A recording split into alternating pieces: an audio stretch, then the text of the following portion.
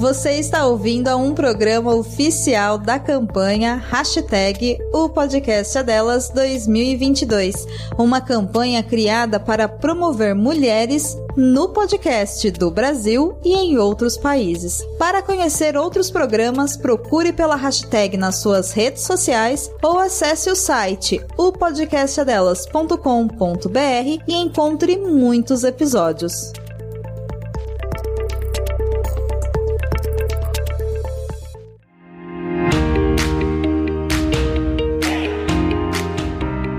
Você já deve ter ouvido falar que dá para viver de podcast no Brasil. E dá mesmo, ainda mais depois do boom da mídia em 2020, com as grandes empresas entrando na jogada, popularizando ainda mais os programas. Como você já sabe, o processo de produção de qualquer programa ou episódio passa por várias etapas, e uma delas é a edição. Não à toa, essa é uma etapa que funciona de maneira totalmente autônoma e também é uma etapa que demanda muito tempo e, às vezes, recursos e investimentos. Eu não sei, mas talvez seja por isso que muitas pessoas, eu inclusa e a minha convidada também, abraçamos o processo de pós-produção de podcast e, no fim das contas, isso literalmente paga as contas no fim do mês. E aí, já pensou em ser editora de podcast? Se você tá aí agora do outro lado, fazendo que sim com a cabeça, animadíssima, porém cheia de dúvidas, ou se você está pensando em mudar de carreira ou ainda montar uma produtora de podcasts, esse episódio é para você. Bora pro episódio? Você está ouvindo Estúdio 31, o podcast do projeto Podcast é Delas, que te prepara para começar o seu próprio podcast.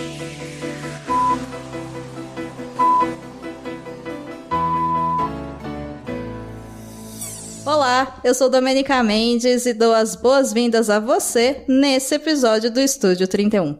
Eu amo trabalhar com podcast e amo trabalhar com edição de podcast. Eu não sei se você sabe, mas eu vivo disso exclusivamente há mais de 1 ano e está dando tudo muito certo. Pensando nisso e também conversando com outros colegas podcasters e outros colegas podcasters, recebi um pedido muito especial que eu não podia dizer não. Por isso, eu tô aqui hoje, muito bem acompanhada, com uma parceira incrível, amiga para a vida toda, uma profissional excelente quando o assunto é edição de podcast. Eu tô falando da Gabs, da empresa Altia Podcasts, que vai me ajudar a explicar para você como você pode começar a pensar nos preços do seu trabalho como editora de podcast. Mas, antes de mais nada mais justo, eu te peço. Assina aí o feed do Estúdio 31 para não perder nenhum episódio. Mesmo que você esteja ouvindo pelo Spotify, você pode ir lá na tela inicial e clicar em seguir.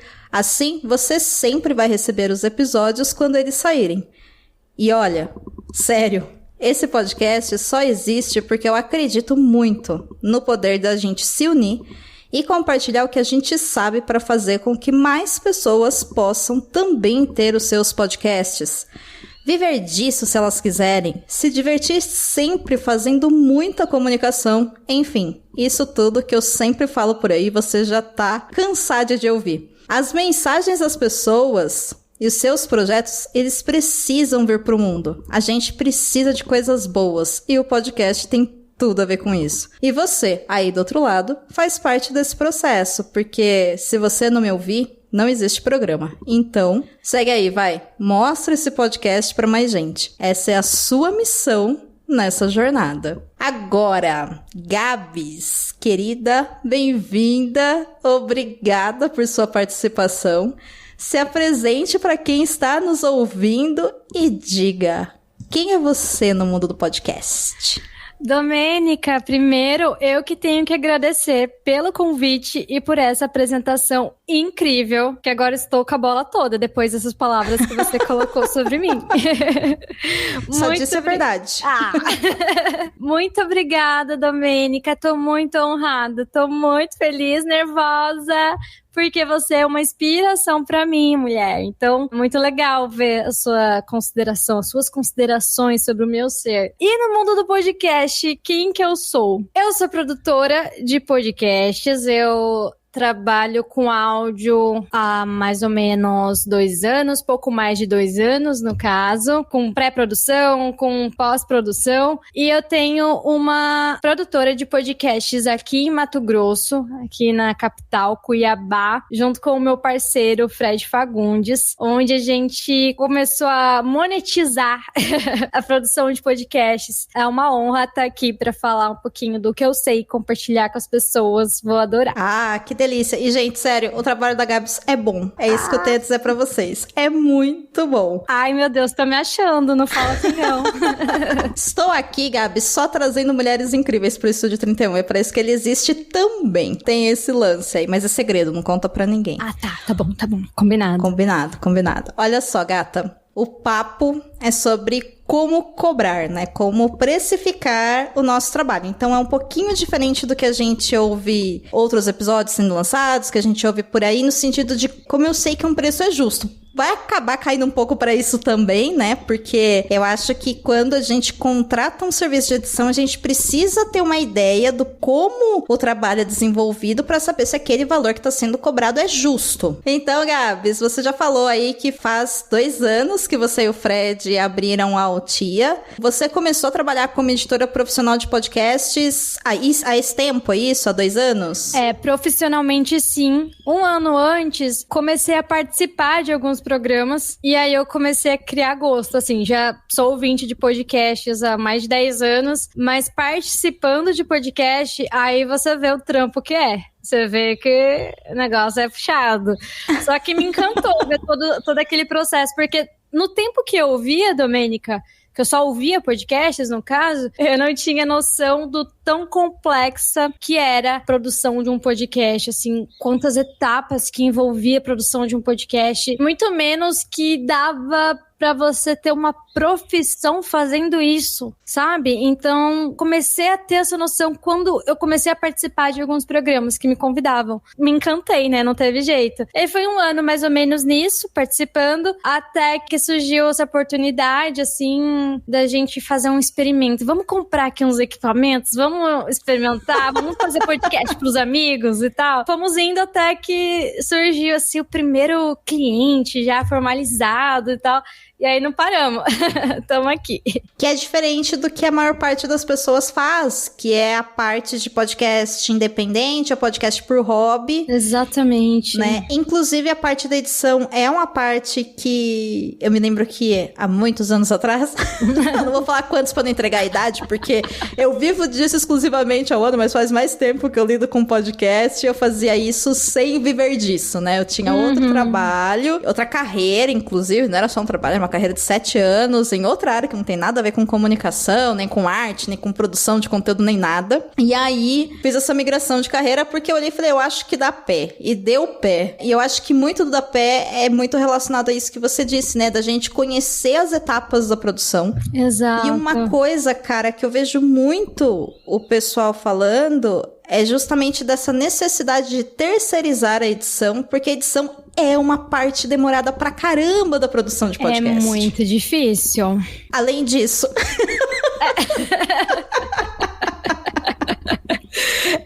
É complexo demais, a gente não tem noção. Eu mesma, quando eu participava desses podcasts, eu achava lindo quando eu ouvia editado depois. Como que eu posso dizer? Era tão sutil que eu não sabia dizer qual que era a diferença, sabe? O que tinha de diferente? Mas eu só tinha certeza de uma coisa. Eu não tinha falado tão bonito igual tava ali.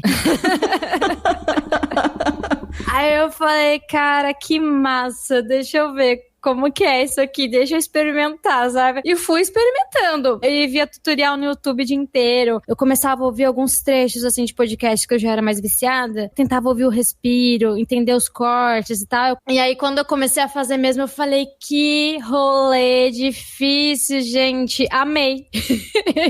Quero viver disso. Quero fazer isso. Aí, virou a chavinha e tamo aí. Maravilhoso. Eu sempre falo para para as minhas alunas e alunos e alunes da oficina de podcast que a parte da edição é uma parte que ou você vai amar e você vai falar, quero fazer isso, ou você vai olhar e vai falar, de jeito nenhum, eu vou investir meu tempo nisso, né? Então eu vou investir outros recursos, né? Vou terceirizar essa parte. Parcerias, enfim, vou dar o meu jeito com o que eu tiver disponível, mas eu não vou fazer isso. E eu acho que um lance da edição que eu acho que pega muito, tá muito relacionado com a nossa capacidade de conseguir ouvir, sabe? No sentido de prestar atenção na mensagem e depois você vai percebendo que você vai desenvolvendo a habilidade de ouvir, né, a respiração, os cortes. E um episódio bem editado, nem um editor sabe aonde tem um corte. A gente imagina, olha, eu acho que aqui teve, mas a gente não tem certeza. Exatamente, esse é o desafio. E muitas vezes, quando eu tô fazendo... Sabe quando a gente faz um corte que a gente não tem certeza se ele ficou bom mesmo? Se o nosso ouvido tá viciado, vendo defeito onde não tem, ou se ele tá zoado. Eu fico pensando assim, olha, para uma pessoa leiga, talvez esteja assim, imperceptível. Mas é como meta pessoal, eu penso, se uma editora, um editor ouvir, perceberia? É isso. Eu tento usar isso às vezes como um critério pra fazer o não corte, né? Que nem tudo é editável, né? Então eu faço esse exercício aí que você disse. Imaginar que ninguém vai perceber. E eu faço muito uma analogia com... Sabe a famosa make básica? Aquela maquiagem que a gente quer passar e não quer que ninguém perceba que passou? É o famoso acordei assim. Sim. Eu vejo muito como uma maquiagem. É uma coisa assim que é pra ficar sutil ali, imperceptível, mas que dá um up ali. Faz muito sentido mesmo, porque um corte mal executado, às vezes por uma falta de habilidade ou por uma falta de qualidade de material, porque, como você disse, nem tudo é editável. Uma pessoa que fala emenda uma palavra na outra. Se a gente cortar, vai ficar emendado. Por quê? Porque a forma como foi gravado não está apto a ser editado, cortado e remontado, né? E aí fica sempre aquela dúvida, né? Putz, eu devo deixar isso marcado, porque também quem ouviu vai falar, aqui a pessoa não falou legal, eu passo batido. Enfim, aí já são conversas de edição, mas voltando aqui, porque já dá pra quem tá ouvindo perceber que tem muita coisa envolvida na atividade de editar, mas o editar também pode ser simplesmente você ajeitar o programa ali, cortar o básico, né, que são erros de gravação, respiração, ou menos o excesso de respiração, porque se você tirar tudo, vai virar a moça do Google apresentando o podcast. Exatamente. O que não é legal, né? Tem que ter um limite. Tem que saber ali, tem que ter um joguinho de cintura e tal. Falando de precificação, Gabs... Cara, me fala, assim, por que é tão difícil a gente colocar um preço no nosso trabalho, segundo a sua opinião? Enquanto mulheres, principalmente, né? Como é que foi pra você esse trabalho de acertar a sua precificação? Na minha experiência, assim, falando uma coisa bem pessoal, eu acho que o primeiro passo era eu mesmo valorizar o meu trabalho. Eu acho que eu não fazia isso muito bem no começo, sabe? De pensar, pô, não, é o meu trampo, é o meu conhecimento, é o meu tempo. Isso merece ser precificado também, sabe? É muito difícil quando você começa, assim, entender que aquilo que você faz tem valor. É um pouquinho de síndrome de impostora isso também, né? Sim. Mas eu acho que é difícil, principalmente quando você tá empreendendo, você começa a ver que grandes empresas conseguem cobrar altos valores, isso eu tô falando em qualquer segmento, né?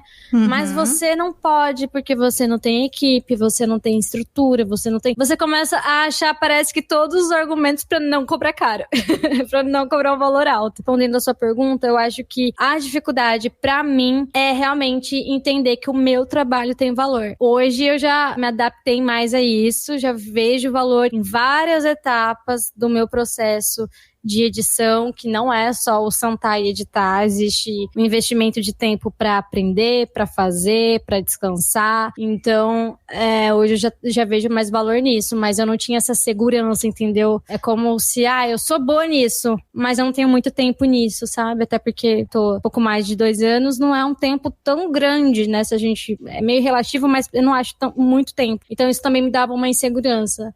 Até que eu falei, não, preciso testar, preciso sugerir meus valores mais justos e ver como que é a aceitação. E graças a Deus, hoje eu acho que eu consigo ter ali precificar de uma forma mais justa que condiz com o meu investimento, assim, de vida nisso. Sim, gosto muito disso que você fala de investimento de vida, porque é isso, né? Tudo que a gente faz no mundo é um investimento de vida e a gente investe um tempo e tempo é a única coisa que não tem como a gente pagar em dinheiro e ele não volta. Ele não volta, exato. Eu acho que a gente perceber isso, e isso pode ajudar muita gente a produzir seus podcasts com mais qualidade, abraçar os projetos, saber se quer fazer, se não quer, se quer parar, se quer mudar, se quer acertar a rota, se quer editar, se quer passar para outra pessoa editar, o quanto que eu posso investir nisso, sabe? Acho que tá tudo muito interligado, assim. E muitas vezes a pessoa, Domênica, edita por um experimento. É uma coisa mais terapêutica, ela não tá vivendo daquilo, então talvez não vê essa necessidade de precificar no valor mais alto e tal. Quando você vive disso, eu acho que começa a aparecer esses detalhes que eu falei anteriormente, né? Todos esses critérios, assim, de cobrança começam a aparecer mais quando você vive disso, quando você precisa pagar boleto exclusivamente com isso. Então eu não julgo também, porque eu sei que tem pessoas que só querem experimentar, é só pelo rolê, assim, e acaba, às vezes, cobrando quase um valor simbólico, sabe? Sim. Então acho que acontece. Claro, eu concordo. Eu acho que tem gente que faz isso como uma complementação de renda, ou faz pra um brother ali, eu conheço alguém que tem um podcast, eu edito pra você, eu vou cobrar, sei lá, 50 conto por um episódio de 1 hora. Exato. Mas a gente também tem pessoas no mercado que vão cobrar 3 mil, 4 mil reais por esse mesmo episódio. Exatamente. Então, calma, gente. Alguma coisa aí no meio seria um valor adequado. E aí eu fico pensando, né? Quais são as coisas que a gente deve considerar. Eu concordo contigo que tem essa parte da gente saber o valor do nosso serviço, que é muito difícil da gente aprender isso. E eu acho que o gênero aqui impera muito e dificulta muito. Muito. Mas tem também, de uma maneira objetiva, que eu acho que isso, pelo menos pra mim, me ajudou bastante. Talvez possa ajudar outras pessoas. Eu quero que você compartilhe se com você também fez sentido isso. Existe uma parte de habilidades e uma parte autoral da edição, um cuidado que ou você tem ou você não tem. E se você tem, a pessoa que te contratou, que gosta daquilo, ela vai ver esse valor que às vezes a gente não consegue ver. Sabe? Exato. Então é importante a gente ver isso, né? O que meu trabalho tem de diferente do outro trabalho? Eu gosto mais de trabalhar com efeitos e sound design. Show. Eu gosto mais de cortar falas como ninguém. Então, ótimo. Então, quantas falas você consegue cortar? E por aí vai, sabe? Exatamente. É isso. E uma coisa muito importante, né? Que você falando dessa individualidade, assim, de cada tipo de edição, né? Que cada um tem seus dons. Não é uma receita de bolo, né? Edição. Não. Cada um vai fazer da sua forma. E é muito difícil, pelo menos pra mim, assim, e pelo que eu conheço do seu trabalho, pra você também, é, por exemplo, essa pessoa está querendo pagar pouco, vou então cobrar barato, então eu vou abrir mão da qualidade, eu vou cortar de qualquer jeito, eu vou fazer de qualquer jeito. Ai, gente, não. Em teoria parece justo, né? Tá pagando menos, vou oferecer menos. Mas, assim, eu não consigo. Eu posso ter dado o desconto que for, eu posso tá fazendo um preço ali camaradíssimo, assim, que não vai me trazer nem lucro, assim, é só realmente mão de obra básica de pagar um aplicativo, alguma coisa assim. Mas eu não consigo, então não importa se é o cliente que tá me pagando menos, se é aquele que tá pagando um valor bem massa, a qualidade do serviço pra mim vai ser a mesma, assim. Então, mas eu sei que tem pessoas que conseguem abrir mão disso, entendeu? Sim. Vou fazer de qualquer jeito mesmo e ok, se ela acha que isso é justo, beleza. Desde que isso fique claro também, né, com quem tá contratando. Sim, concordo contigo. Eu conheço pessoas que já mandaram essa pra mim.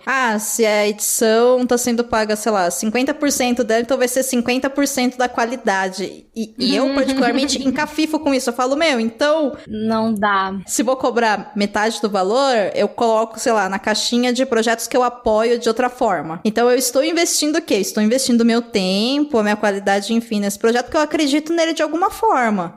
Então também não vou fazer esse preço camarada pra alguém de um projeto que vai contra aquilo que eu acredito, que também tem uma questão de ética envolvido nisso, né? Muita. Eu não vou editar um programa de alguém que defende a extrema-direita com conteúdos de ódio. Tipo, eu não vou pegar cliente assim. Exatamente. Dependente da qualidade que você você entrega para aquilo é a sua vitrine. Então, assim, pensa antes de fazer de qualquer jeito, porque às vezes você fez ali uma temporada incrível, com uma edição impecável, mas a pessoa ali não quer pagar, não quer pagar não, né, gente? Calma aí.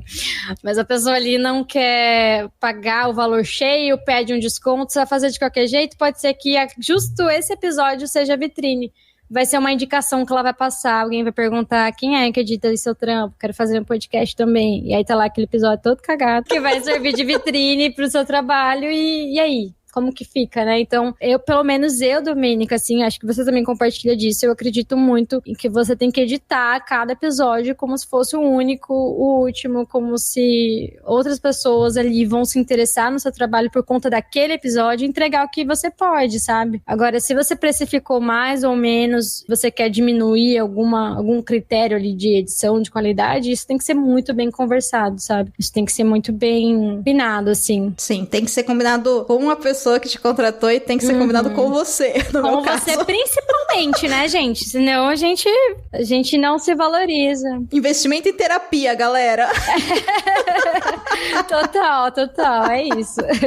Maravilha. E Gabs, já que a gente tá falando de preço, critérios e tal, o que você leva em conta na hora de fazer o seu preço? Quando alguém chega pra você e fala, Gabs, tenho aqui esse podcast, eu quero que você edite ele pra mim. O que você considera na hora de começar a montar a sua precificação para aquele cliente? Eu sempre levo em consideração o volume de arquivos que eu vou trabalhar. Eu, por exemplo, sou muito fã da captação isolada do áudio. Faixa separada sempre, sim. Eu prefiro tanto no online quanto no presencial, né? Se o equipamento permitir, né? Que seja separado. Eu me preocupo em quantas faixas vai ter esse áudio, qual que é a duração do tempo bruto desse programa, porque eu não cobraria o mesmo valor para um programa de 10 minutos para um programa de 2 horas. Eu sei que tem gente que faz isso, que tem um preço fixo ali, independente do volume. Eu não, eu separo, assim, a duração do programa, porque aquilo vai influenciar nas horas que eu vou dedicar da minha vida, né? O investimento de vida que a gente falou lá no comecinho.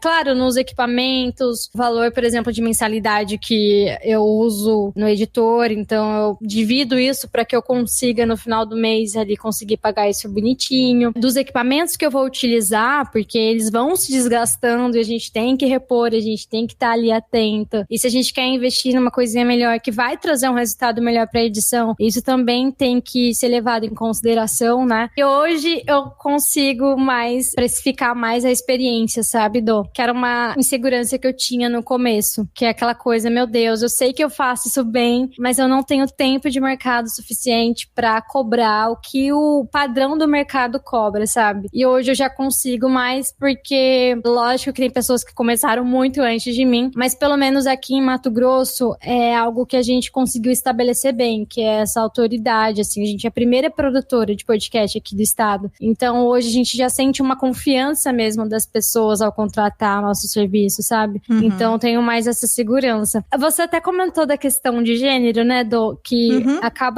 a gente acaba tendo uma dificuldade maior. Me veio aqui na cabeça, lá no comecinho, nos primeiros orçamentos que a gente fazia, hoje a gente já tem uma autonomia maior, né, de eu atender uma cartela de clientes, o Fred outra, mas no começo a gente fazia tudo muito, muito, muito junto, assim. Até hoje a gente pergunta se o outro concorda com o valor que a gente vai cobrar e tal. Sim. No começo, eu ficava assustada com os valores que o Fred colocava. Porque ele colocava mais. Ele tinha segurança. Eu falava, como assim? Ninguém vai pagar isso, cara? É podcast. É a última opção ali que a pessoa vai investir. É a primeira coisa que vai cortar. Hoje, eu vejo que ele tava sendo muito justo, assim, pra época, sabe? E eu, assim, com medo, cobrando bem menos. Isso tem muito a ver com o fato de eu ser mulher. Disso eu tenho certeza, assim. Porque até nas experiências, assim, de gravação, quando eu sugeria algum método de gravação, nem sempre era levado em conta. Quando ele sugeria o mesmo método, era levado em conta. Enfim, isso refletia também no orçamento e na segurança. E claro, né, também para não ser injusta, na bagagem que ele tem como profissional, que é maior que a minha, e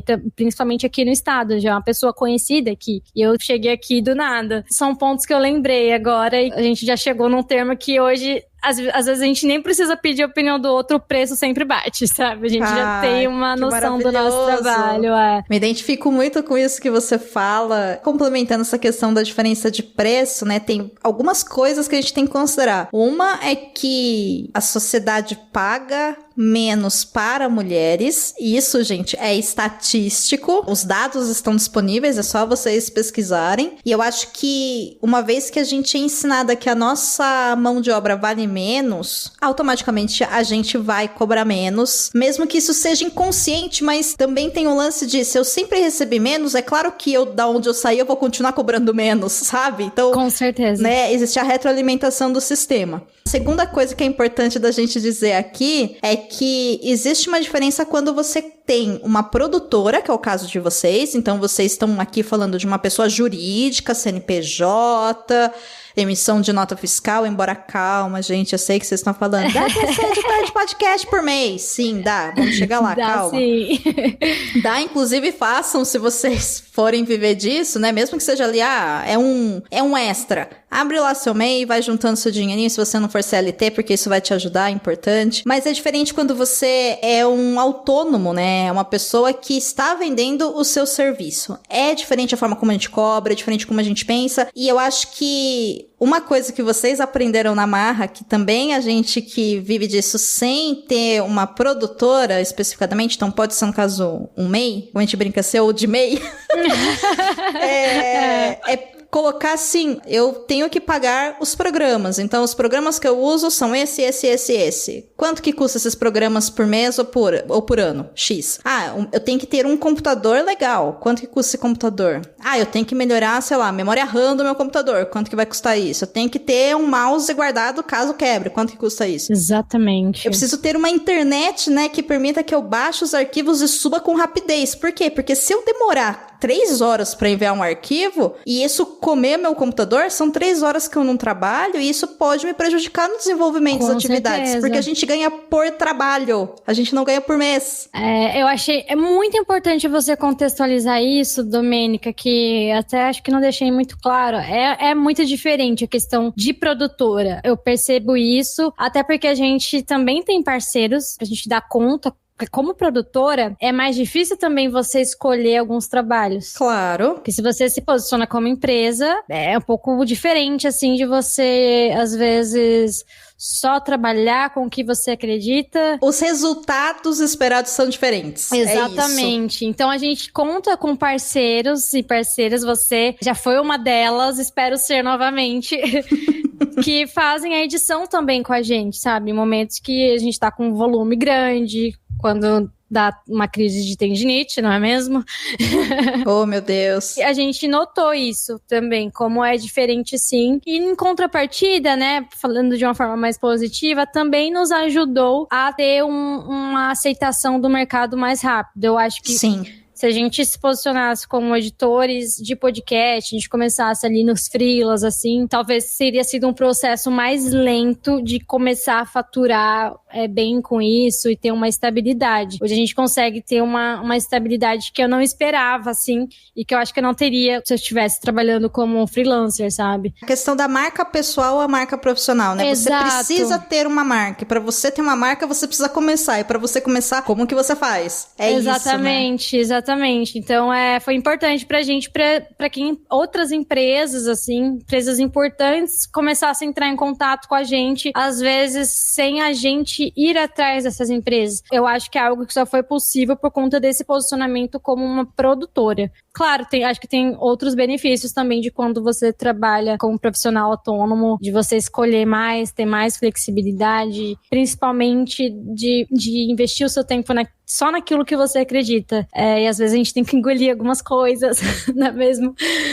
E tudo é possível, independente, não é, o melhor é produtora, o melhor é eu abrir minha MEI aqui e começar, o melhor é fazer o que você acha que tem que fazer, o que você acredita que vai dar certo. Pra cada um é de um jeito. É isso, o melhor é você descobrir o que você pode fazer com o que você tem disponível hoje. Exatamente. Então, perfeita. Eu consigo editar 2 programas de 1h30 por semana, então você começa assim. Principalmente se você estiver mudando de carreira, porque claro. Também não é assim, vou abrir uma MEI, vou largar o meu emprego e sim, você vai viver do quê, né? Você vai se alimentar como? Sabe, você vai pagar sua internet, seu computador, sua luz como, né?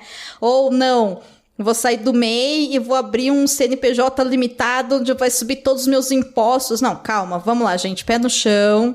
Né, aqui a gente tá falando uma prestação de serviço e eu acho que aí entra um outro aspecto, Gabs, de como a gente pensa essa precificação, porque edição de podcast é prestação de serviço, né? Ou seja, sempre vai ser único. Cada episódio que a gente faz, ele é único. Não tem como eu padronizar uma edição, porque cada conteúdo é diferente. Claro, existe um formato de cada programa que a gente costura, né? Porque editar é isso, é uma costura a partir do formato que foi definido pro podcast. Mas é uma prestação de serviço, não é um comércio. Então, eu não consigo fazer uma edição e dividir em 5 episódios e cobrar, então, por peça. Né? Então é importante a gente virar essa chavinha aí pra quem tá pensando em viver disso ou contratar isso também, porque serve esse episódio pros dois lados. E aí vem o X da questão, que é como a gente pode fazer uma base de preço pro nosso trabalho, sabe? Aquela base do base. Então, vou dar um exemplo aqui. Eu tenho um preço mínimo que eu cobro para editar um programa. Por exemplo, eu cobro por minuto de áudio bruto, de acordo com a quantidade de faixas, embora eu não cobre por faixa. Tem vários colegas que eu conheço que eles cobram por faixa. Então, se você me mandar uma faixa só, é um tanto, se for 2, é tanto mais X, 3, tanto mais X, e por aí vai. Então, eu não dou diferença nisso, porque eu também prefiro faixa separada. Então, eu penso, poxa, se a maior parte dos programas são entre 2 ou mais pessoas, não faz sentido eu cobrar valores diferentes para incentivar meu cliente a gravar uma faixa única e eu me ferrar para editar. Né? Então, falo, gente, o preço é o mesmo até X faixas, tá? E eu cobro por minuto bruto, por quê? Porque um dia, depois de muito trabalho, muitas tentativas e erros, eu percebi o tempo que eu demorava de investimento de vida, como você diz, né? Quanto tempo da minha vida eu investia para editar X minutos, melhor dizendo. Beleza. Mas, mesmo assim, eu tenho que ter um valor mínimo, que é esse valor de investimento de vida, que é eu sentar, eu tratar, eu limpar, eu montar. E aí, claro, se você mandar um áudio de 10 minutos, não vai dar esse valor mínimo. Óbvio que não. Então, eu tenho esse valor mínimo. Você tem um valor mínimo, você coloca essa diferença por quantidade de faixas. Se eu te pedir, por exemplo, eu quero esse podcast com trilha ou efeito sonoro, você cobra separado para inserir isso ou você coloca tudo num pacote? Como é que funciona a sua base? De onde você parte para montar um orçamento? Eu tenho sim um valor base, que é basicamente, eu levo em consideração esses gastos que eu terei, gastos fixos, seja de os programas que eu tenho, o valor do equipamento dividido em 22 dias. E aí, quanto que eu vou precisar por dia, sabe? Pra poder pagar tudo isso. A minha base vai ser sempre o mínimo da mão de obra. Então, o mínimo que eu preciso pra pagar essas coisas, esses gastos que eu tenho é tanto. Mais X tanto que é da minha mão de obra por minuto. Eu não diferencio de minuto a minuto, mas eu tenho um padrão, por exemplo, de até 10 minutos. Até 30 minutos. Então, por faixas de preço. Isso, assim. Então, se for 5 minutos ou 10, vai ser provavelmente o mesmo valor. Porque tá numa diferença menor. Eu acho que 5 minutos eu já não consigo separar, né? 1 minuto é tanto, justo. 3 minutos é tanto. Eu já não vejo assim. Mas eu começo 10 minutos, 30 minutos, 45 minutos, 1 hora, 1 hora e meia. Então, eu tenho esse padrão pelo tempo. E aí eu levo em consideração ali que a média, hoje em dia, que a maioria é formato de bate-papo, coloco ali 3 pessoas. No mínimo 2, máximo 4. Geralmente não passa disso. Em relação à trilha, efeito sonoro, se for o padrão, que é você colocar ali um background, alguns efeitinhos, assim, sejam efeitos padrões, assim, né, que todo mundo usa, também entra ali no meu mínimo. Agora, se aquilo virou um podcast já sonorizado, assim, roteirizado, de contação de histórias, que realmente eu vou ter que investir um tempo de pesquisa, gente, tempo de pesquisa é uma coisa que tem que ser precificada. Você demora pra pesquisar as coisas, pra ouvir as coisas. Até você chegar num tipo de trilha, você tem que ouvir uns 100 trilhas, entendeu? Então, quanto tempo você vai gastar pra ouvir isso? Aí, com efeitos mais diferentes, vão mudar a cada episódio, porque cada hora é um estilo de uma contação de história, seja um monólogo, mas tem que causar uma sensação mesmo sonora. É diferente do que você só colocar uma trilha, né? Sim. Então, nesse caso, aí começa a mudar. Mas eu diria que o padrão é um bate-papo de até 50 minutos com 3 pessoas. É o orçamento mais comum que a gente recebe. É para esse tipo de podcast. Aí daí, se for menos, eu diminuo. Se for mais que isso, eu aumento, né? Você adapta ali a necessidade da pessoa que tá te contratando. Exato. E eu levo em consideração, assim, qual que é o mínimo que eu preciso cobrar para lidar com os gastos que eu tenho e ainda conseguir um mínimo de lucro com aquilo. Justo. Perfeito. É o valor mínimo que eu te falei que eu estabeleço. É exatamente isso. E aí, se você tem a oportunidade de lucrar mais, porque esse projeto pode investir mais, e é uma coisa que você vai investir mais do seu tempo, ou até, como que eu posso dizer, você vai gastar mais com antidepressivo, mais sessões na semana. Que horror.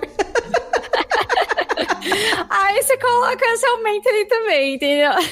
Tem o efeito psicológico, né? Tem o adicional terapia. Não tô brincando, gente. Mas assim, resumindo tudo isso que eu te falei pra chegar até aqui, mulher, é isso. É o mínimo que eu preciso pra lidar com os gastos que eu tenho, mais o mínimo do meu lucro. Como uma empresa, a gente precisa também ter um lucro pra conseguir cada vez mais investir, melhorar e otimizar o que a gente oferece pros clientes, né? Já que a gente falou de algumas etapas aí, vamos pensar um pouco na parte de montar mesmo um orçamento, né? Então, quando eu tô falando de montar orçamento, gente, alguém te manda uma mensagem lá no Twitter, no Instagram, te mandou uns zaps falando, e aí, tudo bem? Você edita? E você fala, eu edito. Você tem agenda? Então, me explica sobre o seu programa. A pessoa vai te apresentar o programa, você vai tirar algumas dúvidas. Já falei de como que eu faço isso no episódio anterior, então se você não viu, volte algumas casinhas. Chega a hora de você montar esse documento, né? Porque você pode passar esse valor por Twitter. Olha, eu cobro, sei lá, R$200 para X minutos, colocando isso que você pediu. Beleza. Você pode mandar pelo Instagram, pelo WhatsApp, e aí, a partir do momento que você tiver 3 clientes, a sua vida vai virar de ponta cabeça, porque você não sabe mais o quanto que você cobrou, quando você vai ter que receber, o que foi combinado, porque, gente, orçamento a gente manda num documento bonitinho. É diferente de uma coisa pontual com uma pessoa com um pouco mais de experiência, que tem ali uma tabela, mas enfim. Gabs, como que você monta esse orçamento? Você coloca, sei lá, num Word, passa para PDF, envia para pessoa, e aí você descreve os seus serviços, ou você manda, por exemplo, uma tabela, porque eu já vi pessoas que fazem isso, sabe? Coloca lá a edição, como eu te falei, né?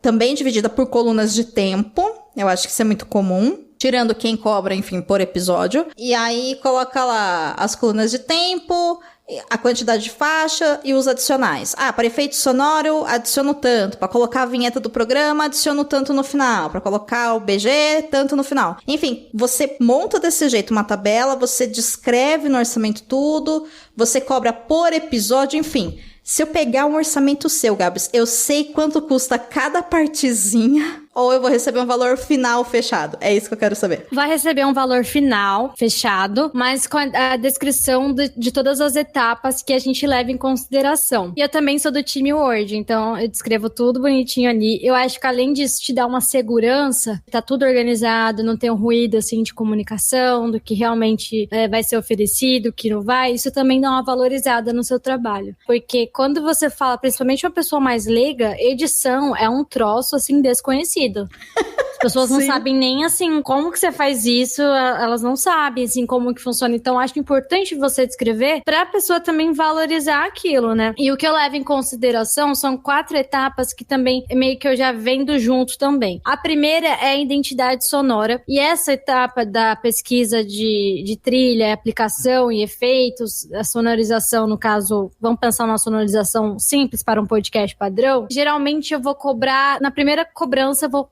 fazer uma cobrança separada só para essa pesquisa. Porque muitos podcasts vão manter aquele padrão, a mesma trilha, mesmo formato. Então, o que eu entendo com isso? No primeiro episódio, eu vou ter que dedicar um tempo maior para pesquisar, para ir atrás. A partir do segundo, eu posso, de repente, aproveitar até o mesmo projeto, só ir trocando as faixas, né? Só ir trocando conteúdo. Então, eu tenho um preço só para essa primeira pesquisa. Só para a criação desse modelo. E aí, na segunda etapa do meu orçamento, eu já explico a parte de tratamento, a edição, né, com cortes e inserções. Então, a pessoa já entende que aquele áudio que vai chegar para mim, antes de qualquer corte, antes de tudo, eu vou fazer um tratamento que vai deixar o áudio mais gostosinho de ouvir, que vai tirar alguns defeitos ali da captação.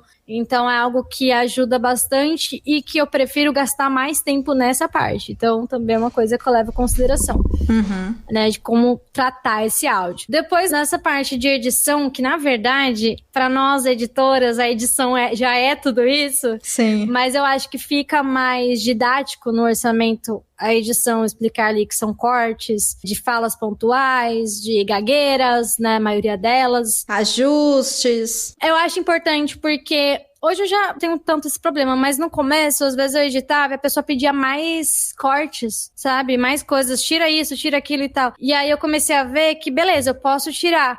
Mas e a minha vitrine, né? Que é aquilo que a gente falou no começo. Sim. Então, eu também tenho que respeitar a qualidade que eu me propus a trabalhar no modo geral. Então, assim, vou fazer esses cortes, mas ele também tem um limite, porque senão vai virar aquela coisa acelerada e tal, que não é o meu estilo de edição. E que isso pode até servir de critério para outra pessoa me contratar, ou não. Posso só fazer um parênteses aqui para quem... À vontade. Para quem tá ouvindo a gente. Sinta-se no seu podcast, Domênica. Obrigada, Gabs. Corta, Gabs. Não, pera, é a Dô que vai editar isso. Enfim, piadas internas, gente. Mas olha só, para quem não tá entendendo muito bem o que a Gabs tá falando, imaginem o seguinte, se eu tiver gravado em bruto, né, esse material puro, original em áudio, sem a edição, 5 minutos, eu não consigo fazer 1 hora de programa, a não ser que eu coloque 1 milhão de efeitos, enfim, construa uma coisa artística e mesmo assim não vai dar porque 5 minutos para 60 minutos haja efeito e música. Não vai dar certo. Agora, se eu tenho 10 minutos de bruto, eu consigo cortar isso para 2 minutos de editado. Como? Tirando muita coisa, escolhendo basicamente palavra por palavra e, detalhe, a gente consegue, na hora de cortar, a gente consegue acelerar a velocidade da fala da pessoa. Exatamente. Cortando, literalmente, e grudando uma fala na outra. Então, gente, sabe quando você tá ouvindo rádio FM, que tem aquela propagandinha rapidinha que você ouve, te chama atenção, enquanto você tá pensando lá, nossa, vou anotar o nome dessa pessoa, já acabou a propaganda? Esse estilo de rádio FM é esse tipo de corte que a Gabi está falando, que fica acelerado, que não é legal para o podcast, né? Não, e fica a frase que vem seguida tá em cima da primeira, não é legal. Na rádio é super aceitável, porque, né, a rádio trabalha com essa questão do tempo, existe um limite ali. Por exemplo, a pessoa fala muito né, ela quer que eu tire todos os nés. Tem né que não dá pra tirar, gente. Tem né que não dá pra tirar, mas a pessoa insiste. O que isso vira? Vira que isso não influencia só no que eu vou entregar, influencia na minha vitrine como produtora. Porque se eu não gosto desse tipo de edição, não quero vender esse tipo de edição, e eu sei que também tem pessoas que não gostam, pode ser que as pessoas levem em consideração como se aquilo fosse o meu estilo de edição, quando na verdade sou eu obedecendo o cliente ou a cliente, entendeu? Então, uma coisa que eu já coloco no orçamento, preservar a naturalidade, isso também serve pro tratamento, também coloco na parte de tratamento. Tira mais ruído, aí eu explico, gente, ó, a partir daqui é robô, não tem mais como tirar o ruído. Sim, há um limite do que a ferramenta faz. Então isso é algo que hoje já auto se explica, as pessoas já entendem, porque da primeira conversa eu já coloco esses pontos mesmo, mas no começo rolava essa dorzinha de cabeça, assim, de explicar, né? E aí também a questão de inserções, porque não é todo podcast que vai ter inserção, tem uns que são raríssimos, então isso não vai influenciar muito pra mim, mas tem podcasts que quer colocar 25 áudios de WhatsApp ali toda vez, sabe? e tudo mais, e aquilo são mais faixas para eu tratar separadamente. Sim. Digamos que quando você vai tratar uma faixa do host, do co-host e do convidado, é uma coisa. Independente do tamanho, é um tratamento só, eu diria. Pelo menos no meu estilo de tratamento. Eu sei que tem gente que faz por etapa, que trata pontos específicos, eu faço tratamento uma vez só, completo, na faixa. A partir do momento que você coloca mais 3 áudios de WhatsApp, cada áudio vai ter uma ambientação diferente, vai ser gravado de um jeito. Alguns vão ser gravados embaixo do ventilador, dentro do banheiro. O outro vai ser uma acústica legal, de repente dentro de um carro.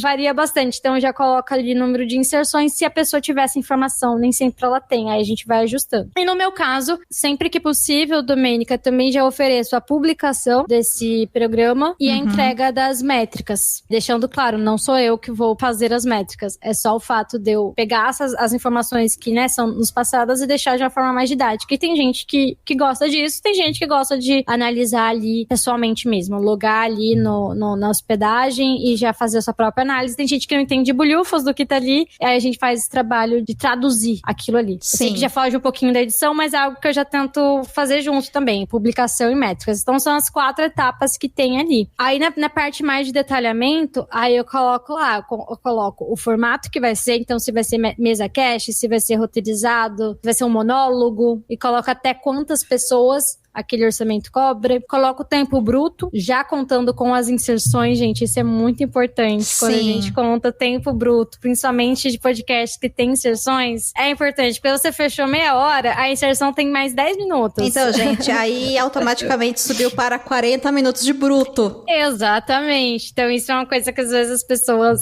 No começo eu tinha esse ruidinho, então eu comecei a explicar mais. Aí, no meu caso, que já ofereço a publicação junto, eu já coloco a frequência que aquilo vai ser publicado, a frequência que vou entregar a metrificação que a pessoa precisa, total de episódios e já o início da primeira edição, o que foi combinado, assim. É interessante você me falar isso porque recentemente eu tenho clientes que pediram esse trabalho de sobe pra mim na hospedagem e coisas assim, mas até então eu não tinha, mas é muito comum nos grupos de editores que eu faço parte, são poucos, mas que eles já faziam isso, né, e já ajudava a analisar, e já dava uma consultoria de como grava e tudo mais. E aí, assim, gente, eu entendo a gente passar uma informação e auxiliar um cliente uma coisa, mas são etapas diferentes, são trabalhos diferentes. Uma consultoria de como você grava, você vai me contratar por 1h30 que eu vou te ensinar isso. É 1h30 só, mas você vai pagar separado, né? Então eu imagino que você também cobre, né? Essa análise de estatísticas separadamente. Exatamente.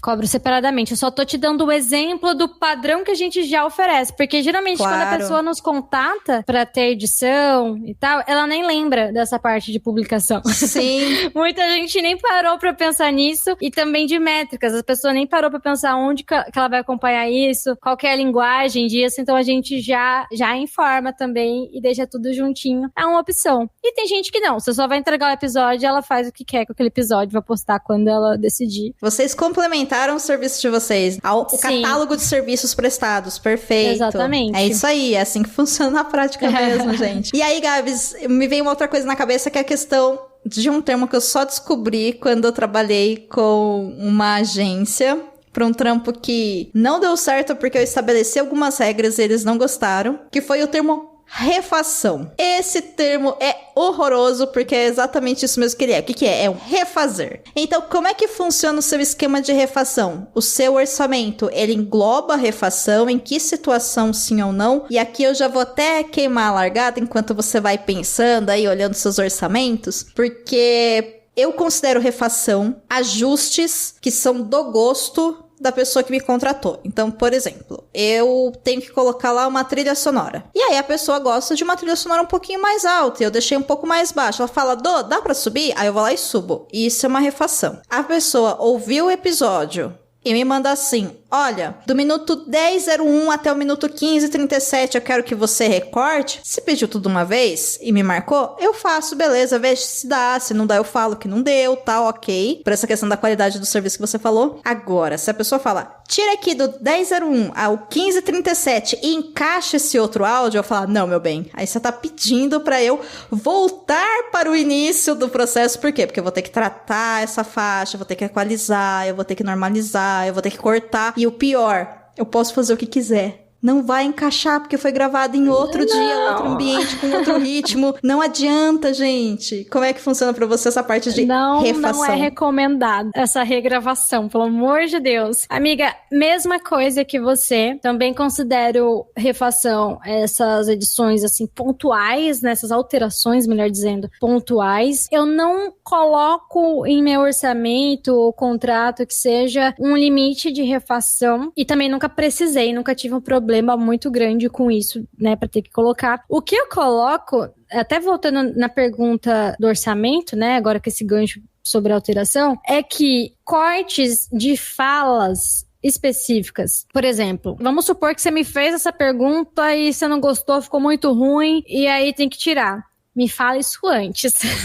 Me fala antes. Se você já tem essa noção do trecho, você já viu que não ficou legal na hora, já fala ali na hora que você mandou os arquivos, ou na própria gravação, já avisa que tem que cortar, porque às vezes é um trecho de 10 minutos que você demorou horas pra cortar. Você manda lá o arquivo, a pessoa fala que, não, tira essa parte, sabe? E a gente sabe que, às vezes, é uma questão de time, é uma informação que tá errada. Acontece, não tenho problemas com isso. Mas algumas coisas, existe a possibilidade de você avisar com antecedência.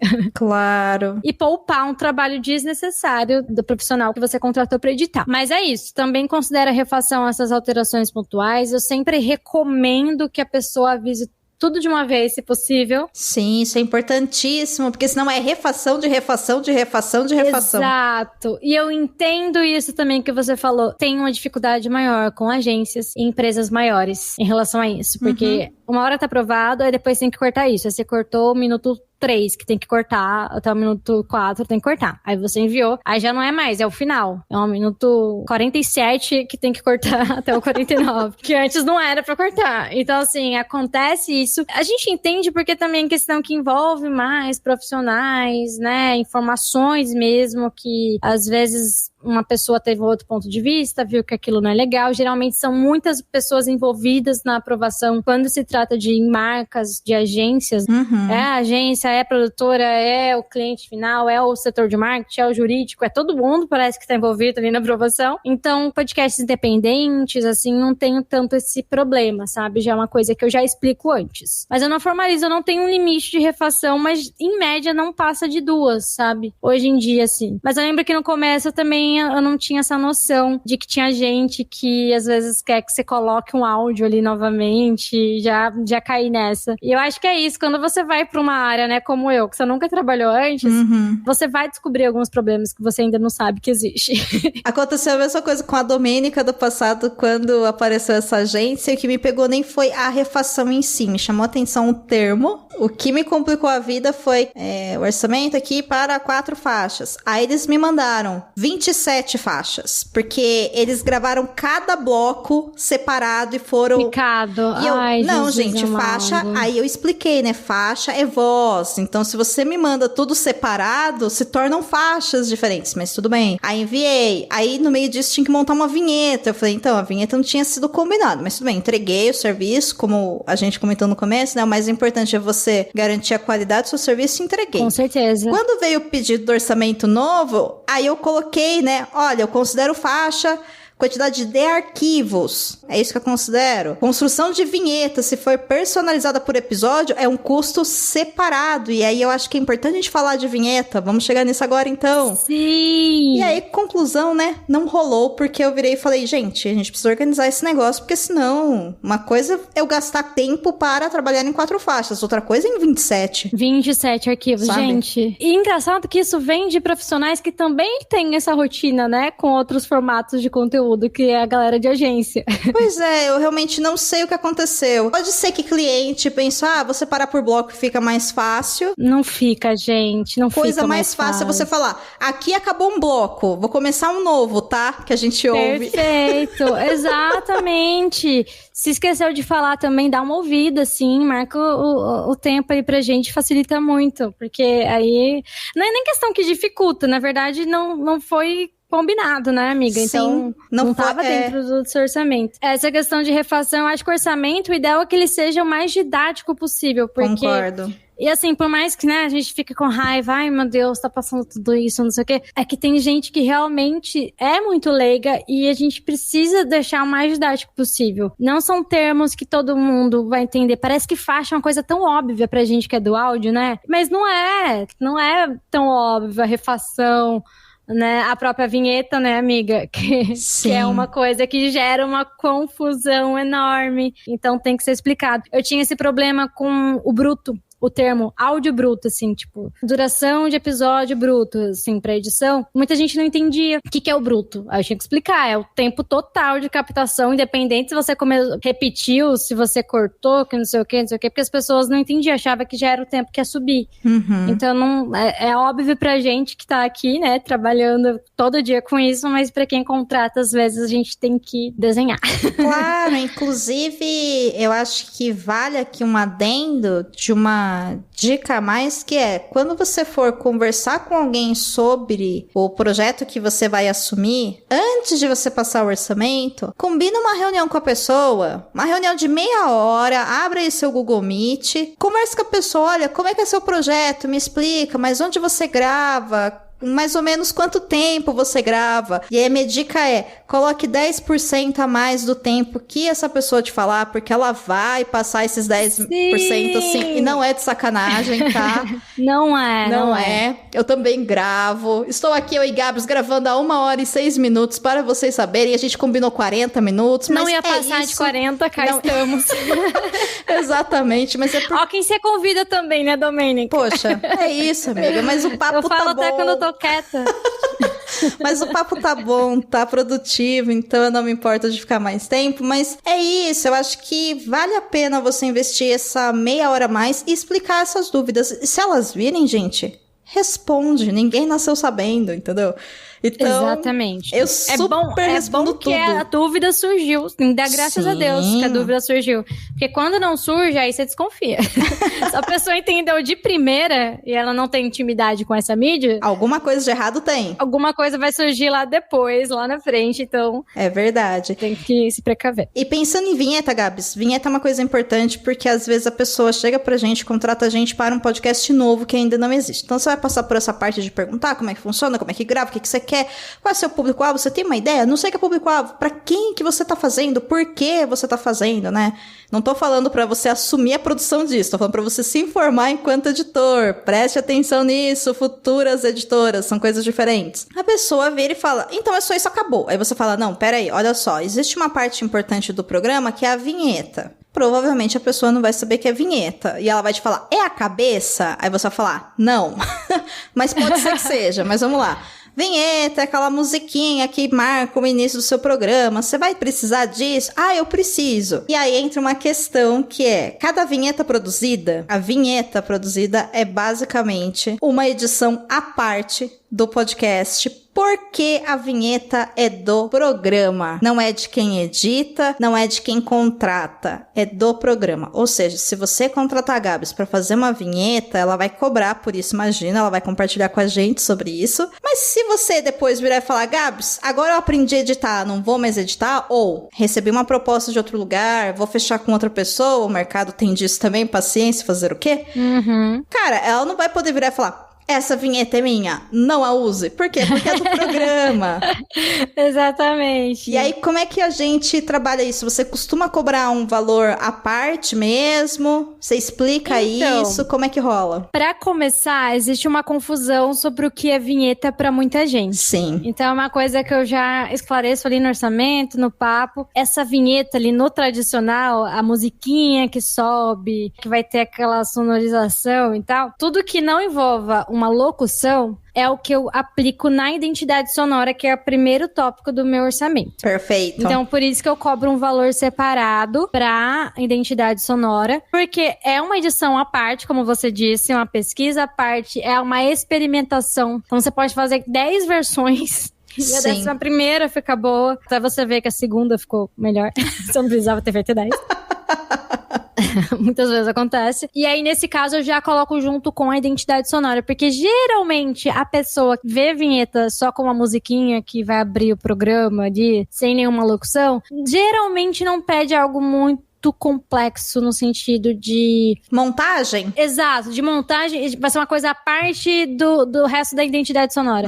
Geralmente, né, o background que vai no episódio inteiro, né, é o mesmo que vai na vinheta. Eu percebo esse padrão. Isso estamos aqui falando, pra facilitar a vida de quem tá ouvindo, de um podcast padrão de bate-papo. Sim. A gente sabe que roteirizado... Não, roteirizado, gente, é um rolê à parte. Então, pra mim, isso já entra na identidade sonora, na cobrança que eu faço, que é essa primeira cobrança. Depois eu vou replicar tudo. E claro, deixem arquivos separados. Se infelizmente essa pessoa falar fique com Deus, tchau, eu vou lá oferecer esse arquivo pra pessoa, pra ela continuar a edição com a vinheta que eu fiz. Agora, uma coisa que eu tento ver, deixar claro, você vai precisar de uma locução, vai precisar de uma voz, e aí eu mesmo orço essas vozes, pego o briefing com a pessoa e tal, e aí, claro, por mais que a voz não seja minha, tô tendo um trabalho de orçar, de pesquisar, de ouvir, então também precifico isso, caso nessa etapa de identidade sonora envolva uma produção de vinheta com voz, aí tem a minha cobrança da identidade sonora, mais o valor da locução que a pessoa escolher. Então, é assim que eu diferencio. Então, cobro sim dentro da identidade sonora. Só me esclareço antes se vai precisar de uma locução ou não. Que dá pra fazer vinheta sem locução. E, geralmente, pra muitos, a vinheta é só a musiquinha que sobe. Pra outros, tem que ter uma sonorização super diferentona que marque, né? Quase que uma assinatura sonora mesmo. Uma coisa, né, mais única.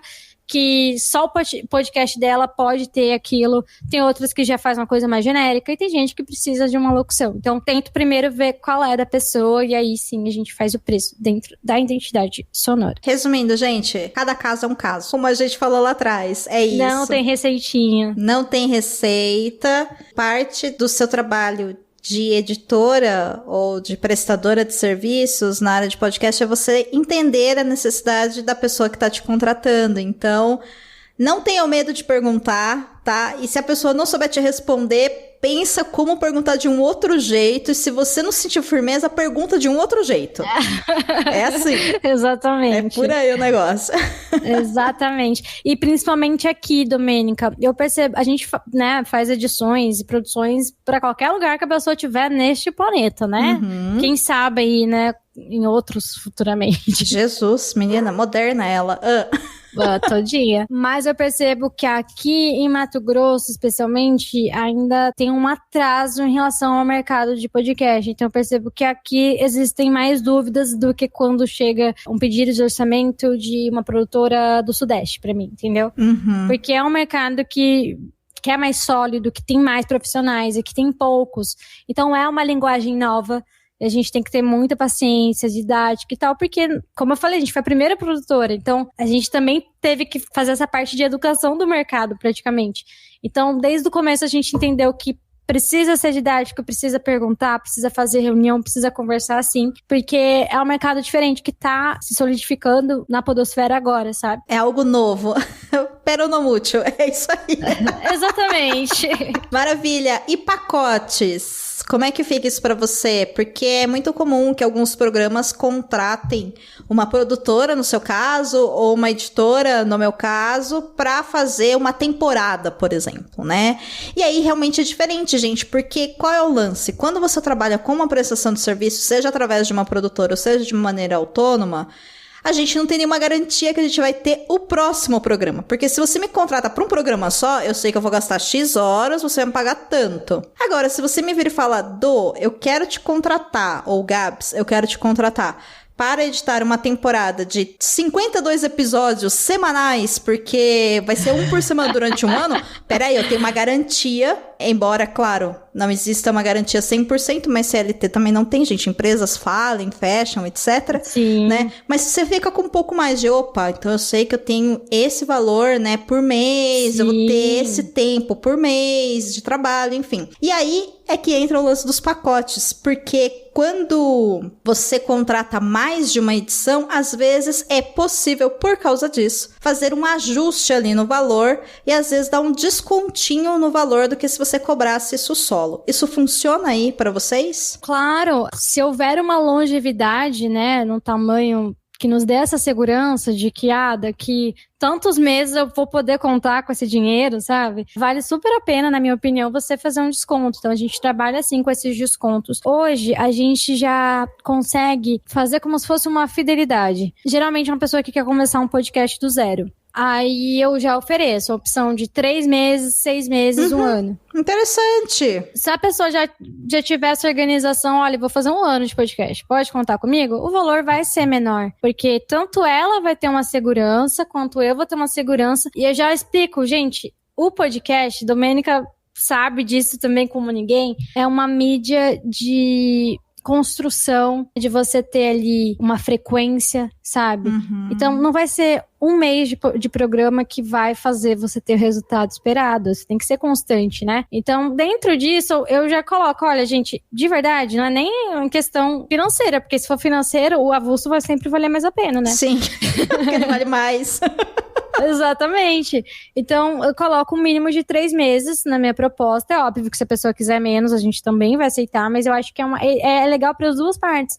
Mínimo de 3 meses, 6 meses, 12 meses. E aí a gente vai ajustando, vai deixando esse valor menor conforme a longevidade, porque é uma segurança. Na empresa você tem que ter um planejamento a longo prazo, porque Sim. você tem gastos, tem coisas que você vai lidar ali. Por exemplo, a gente tá na construção de um estúdio de podcasts. Ai, que massa! Para muitos clientes, para a maioria, a gente também oferece a captação. Então, envolve pagar aluguel, envolve investimento e tal. Eu preciso ter uma segurança de que daqui 6 meses eu vou receber no mínimo X para poder quitar, né, o que eu preciso para manter esse negócio funcionando, sim. Exatamente. Então, pra gente funcionou, sabe? Nos deu uma organização maior da gente conseguir fazer contrato, sabe? De poder trabalhar com rescisão, que é uma coisa que nos dá uma segurança também, porque como você disse, projetos podem acabar, pessoas podem desistir e tal, mas a partir do momento que você se programou pra fazer a edição daquele programa, geralmente você se programa a longo prazo, né? É o seu tempo semanal, mensal, né? No caso, trimestral, né? Que é o mínimo que a gente prefere trabalhar. Dá uma organização, uma segurança, se aquilo porventura não der certo, a gente consegue hoje trabalhar com uma rescisão. Isso hoje. No começo era bem difícil as pessoas entenderem isso, mas a gente viu que com muitas pessoas é possível, elas entendem, principalmente quando quer fazer a longo prazo. E acaba compensando mais e deixa isso super aberto. Explico, gente, é seguro pra todo mundo, é como se fosse uma fidelidade, né? É uma segurança pra todo mundo. E com menos de 3 meses, se você quer fazer um podcast de contínuo, né? Sem data pra começar, pra acabar, não vai ter o mesmo resultado. Mas também, isso que eu digo carro-chefe, assim, a gente tenta fazer isso com todos os clientes, mas também pegamos edições avulsas, também pegamos projetos já 10 episódios, e aí a gente faz o descontinho também, da mesma forma, como compensa pra gente mais a longo prazo, se a pessoa fechar mais a longo prazo, eu consigo um preço mais camaradinha. Sim, e faz muito sentido isso que você está compartilhando, mesmo para quem não tem uma pessoa jurídica, né? Não tem uma produtora. Pode ser uma pessoa jurídica que é um profissional da edição e tem um meio. O que eu tô querendo dizer aqui é uma pessoa Sim. que vive do seu próprio trabalho apenas e não tem que pagar funcionário, não tem que pagar lugar para trabalhar, porque trabalha de casa, beleza. Mas, gente, quando a gente é contratado, eu chamo esse modelo que você falou de fidelidade de cliente fixo. Por quê? Porque se acontecer alguma coisa, eu tô lá, oi, tudo bem? Tá tudo bem? Eu vi que você não me mandou o episódio hoje, você tá legal? Claro que tem uma preocupação humana, mas também tem ali uma questão de organização da minha agenda, né? Tem isso. E tem um fato curioso nisso, que você compartilhou do contrato, porque eu tenho clientes que pedem para fazer contrato porque já passaram por experiência de estar com outros editores e o editor virar do dia pra noite e falar, eu não vou mais editar seu programa, ir embora e largar tudo. E aí a pessoa falou, dá pra gente fazer uma coisa de tipo, se a gente não quiser mais seu serviço, se você não quiser mais editar pra gente, a gente tem uma margem, sei lá, de 3 episódios pra gente poder orçar com outra pessoa, conversar, você também. E, gente, a gente trabalha com tempo investido, está sendo muito dito nesse programa, né? Muito. E, cara, se eu tenho minha agenda fechada por 3 meses, os pedidos que vão vir pra mim, eu vou ter que recusar. E se do dia pra noite todo mundo fala, eu não quero mais você, aí eu recusei os outros e não tem mais esses, e aí? Né? Eu vou comer como? Exatamente, Dô. Então você, como profissional, você se resguarda e também dá uma segurança para as pessoas. As pessoas olham também com mais, assim, contrato, que burocracia, não sei o quê. Mas as pessoas também olham com mais respeito quando você estabelece isso, sabe? Porque pode acontecer. Já aconteceu, menina. Já aconteceu. A podcast que era pra durar 1 ano, 2 meses a pessoa desistiu. Mas ali eu tinha o contrato pra me resguardar, sabe? Então, existia um valor que a pessoa tinha que pagar de rescisão, porque é o tempo que eu não me preocupei, não fiz outra captação, recusei outras propostas, sim, como você disse. Então, isso é muito importante. E tudo, né? O combinado não sai caro, não é mesmo? É isso. O combinado assinado, então...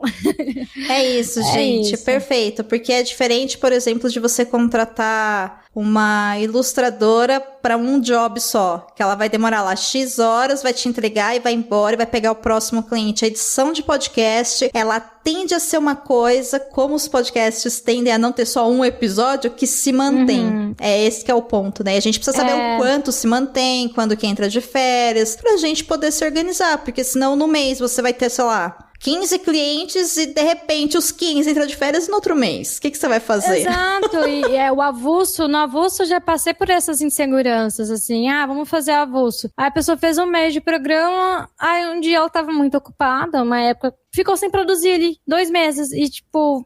E aquela grana que eu contei, sabe? Isso. Não devia ter contato com essa grana. Então, eu indico, assim, eu acho que o contrato dá pra experimentar, assim, fazer um modelo de contrato. Acho que não é nada demais, é o seu direito ali de oferecer uma segurança pra você e pra pessoa. E pra pessoa. Eu acho que é até mais pra pessoa também. Claro. Porque, né, se o editor resolve igual essa pessoa e sumir também. Não quero mais editar o seu programa. Tchau. Como assim? Você vai me largar na mão, né?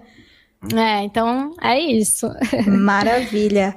E Gabs, pra gente fechar esse episódio maravilhoso, quais são as informações básicas que seu cliente precisa te passar pra você poder orçar? Aquilo que eu já falei na parte de tópicos, só que aí vai muito no bate-papo ali da pessoa. Que formato você quer? Então, o que é? Qual é? É um mesacast? É um monólogo? É um audiodrama? O que é? Né? Qual que é o formato? Geralmente é o bate-papo e às vezes a pessoa nem sabe qual que é o formato e a gente mesmo acaba sugerindo, sabe? Então acontece, é muito bom ter essa conversa antes. O tempo que essa pessoa precisa de bruto, geralmente ela não vai responder o tempo bruto, ela vai responder o tempo que ela imagina editado, aí a gente coloca os 10% ali que a Domênica sugeriu, ótima ideia. Até quantas pessoas e a frequência. A frequência pra mim conta bastante, né? Porque se é mensal, quinzenal, você tem um tempo maior ali pra editar. É importante também entender que prazo que essa pessoa precisa, porque se é um podcast, sei lá, diário, meu filho, se organize, é diferente de você ter 5 dias ali pra editar, sabe? Do que você fazer um podcast diário. Então é basicamente isso, a duração, a frequência, o prazo que a pessoa precisa, quantas pessoas, né, envolvidas ali na captação. Também a forma de captação, porque por mais que eu sugira sempre a captação isolada, tem gente que não se importa de fazer uma faixa só ali, o áudio da videoconferência, sabe? Às vezes tem um mixer, né, numa gravação presencial que vai gravar tudo junto, então mesmo que você sugira, se a pessoa vai ter uma faixa só, eu, Gabriela, acho mais fácil de editar, por mais que não acredite na qualidade, né, eu acho que perde muito. Essas são as primeiras coisas que eu pergunto pra fazer um orçamento básico. Maravilhoso. E pra fechar, porque eu faço mais ou menos isso daí tudo, mas eu já expliquei no episódio anterior, também coloco sempre no meu orçamento um valor de acréscimo pra quando o bruto ultrapassa o valor combinado do orçamento. Importante. Importante, sabe? importante. E isso já é apresentado no orçamento. Então, por exemplo... Também coloco. Eu cobro, no meu caso, a cada 10 minutos extras. Você cobra por minuto também? Não coloco o tempo no orçamento. O que eu coloco é o seguinte: poderão ser cobradas taxas adicionais de serviço em caso de aumento dos participantes, né? Então, é até 3 pessoas, do nada tem 5 faixas ali para editar. As 27 da agência. Exatamente. Captação superior aos minutos que foram estabelecidos ali no orçamento, né, de tempo bruto.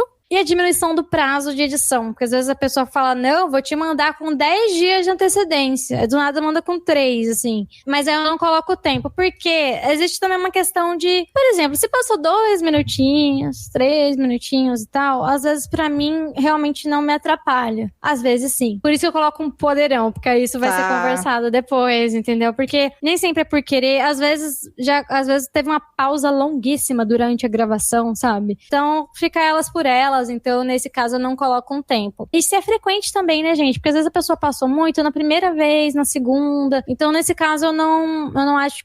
Eu, assim, Gabriela, não parto pra cobrança e tal. Agora, se está frequente, aí eu formalizo um combinado ali de uma taxa de ultrapassagem. Com empresas, eu já consigo estabelecer antes uma taxa, tanto de ultrapassagem do tempo, quanto da edição fast, assim. Porque às vezes a empresa, do dia pra noite, precisa de uma coisa pra 2 dias. Uhum. Então, assim, vou fazer na qualidade que eu sempre faço, mas pra isso vai ficar mais caro, porque eu tenho menos tempo. Então, pra empresa, eu já consigo falar. Pra um podcast mais independente, eu deixo isso a ser combinado, porque geralmente a pessoa não faz de propósito, a falta de experiência mesmo. Agora, a empresa geralmente não reclama. Pelo menos, assim, com as que eu trabalho, ela é de boa você colocar ali uma taxa. Então, depende também. É isso que é um ponto importante. A gente tem métodos diferentes ali de relacionamento com empresas e com podcasts independentes. Sim, isso é importante. Inclusive, gente, as pessoas tendem também a cobrar valores diferentes quando é um podcast independente ou quando é um podcast de empresa, e isso é normal, porque a forma de se fazer o serviço é outra, o serviço em si vai ser outro, tá? Vai ser. Que é isso que a Gabs falou, né? Uma coisa é eu editar uma conversa independente, outra coisa é eu editar um podcast institucional, outra coisa é eu editar um audiodrama. Tudo é edição, sim, mas é diferente. É diferente. O trabalho sim. é diferente, né? Como se faz é diferente. No nosso caso, também como empresa, a ligação que a gente passa a ter com essa empresa. Sim, isso pesa bastante. É uma coisa muito importante. Geralmente, empresas, a gente não negocia créditos de edição. Teve uma época que eu colocava um descontinho, assim, se a pessoa deixou eu colocar os créditos nos episódios, eu dava um 5%, assim, de desconto, sabe? Mas eu comecei a ver que isso nem sempre ajuda. Sim, isso não te dá o retorno que você quer, que são novos clientes, no caso. E às vezes dá uma pauta que você não acredita tanto naquela pauta, não concorda tanto, e às vezes você tá atrelado àquilo, então não compensa tanto. E geralmente para empresas, a melhor coisa é você trabalhar com empresas que você curte, que graças a Deus todas que a gente trabalha hoje, né, a gente tem esse relacionamento, mas pode surgir alguma que geralmente não vai de encontro. Então, também entenda isso, né, o relacionamento que você passa a ter, né, você é a produtora X da empresa X, então, da empresa Y, é uma coisa que a gente também leva em consideração. É diferente o rolê. Tenho clientes de podcasts independentes que perguntam, você tá bem? Você tá gripadinha? Você tá com dor de cabeça? Já tive problemas perrenguíssimos, gravíssimos, assim, família, de saúde e tal. Todos os meus clientes independentes, assim, tranquilo. Não, Gabs, entrega quando você puder. Não te preocupa, não precisa gastar com isso, não precisa terceirizar, porque às vezes, né, a gente gasta mais por isso. Entrega quando você puder. Empresa não tá nem aí. Então, existe uma relação humana ali também maior quando são podcasts independentes que acaba compensando ali também no relacionamento, né? Sim.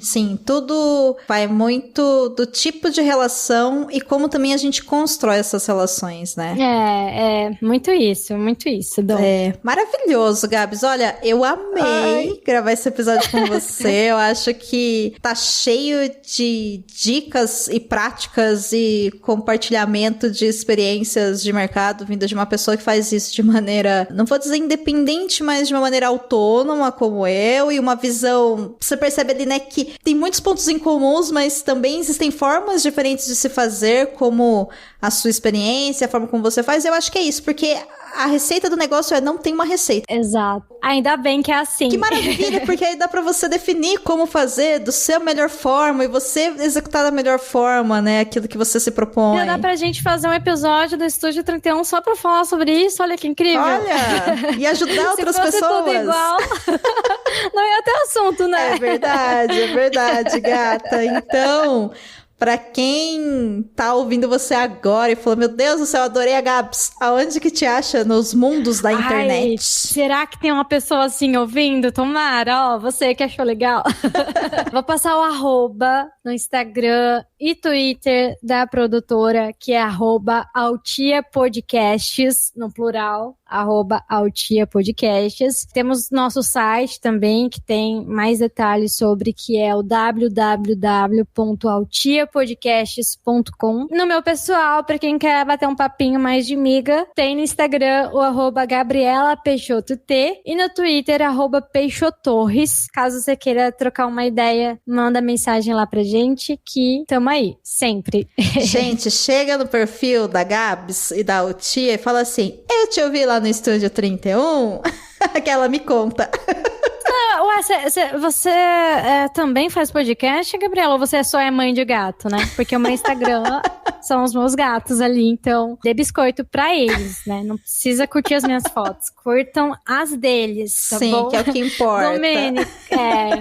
Domênica, muito obrigada. Achei esse papo incrível. Deu insights também, né? Porque quando a gente tá do outro lado, assim, é um bate-papo, mas acaba, né, sendo uma curiosidade de outra pessoa sobre o nosso trabalho. É muito massa, porque a gente tem insights durante a conversa, Sim. né? Coisas que nunca respondi antes. Eu falei, nossa, que massa responder isso. Acho que é assim mesmo. E a gente começa a também ajudar outras pessoas e também compartilhar isso. É muito incrível o projeto que você toca. É muito legal que você ouça outros profissionais e também ajude outras pessoas com o que você sabe. Parabéns, sou sua fã. Sempre admiro muito você, mulher. Você... Vai de inspiração pra mim.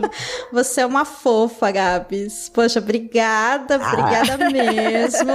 Eu fico muito honrada e espero fazer por merecer que essa relação continue linda, duradoura, assim, pra vida toda, de verdade.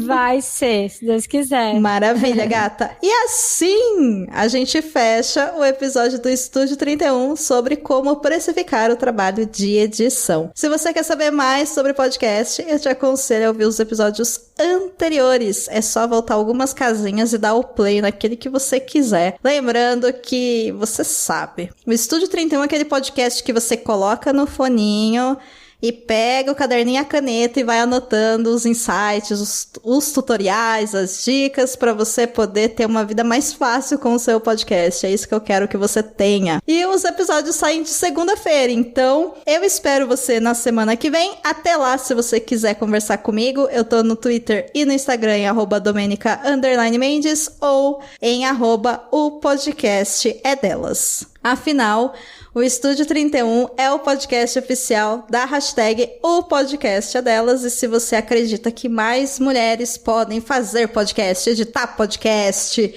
enfim, viver disso, se aprimorar nisso, colocar sua voz no mundo, você pode participar do projeto contribuindo no Catarse em catarse.me/O Podcast é Delas a partir de R$7 por mês.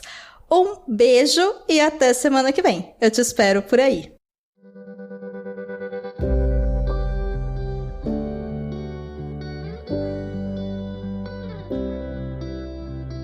O Estúdio 31 é o podcast oficial da hashtag O Podcast é Delas. Apresentação, produção e edição, Domenica Mendes. A voz e a montagem da vinheta foi feita por Cafeína. A design de logo é de Cecília Reis. Para ter acesso a todos os nossos podcasts, acesse opodcastedelas.com.br.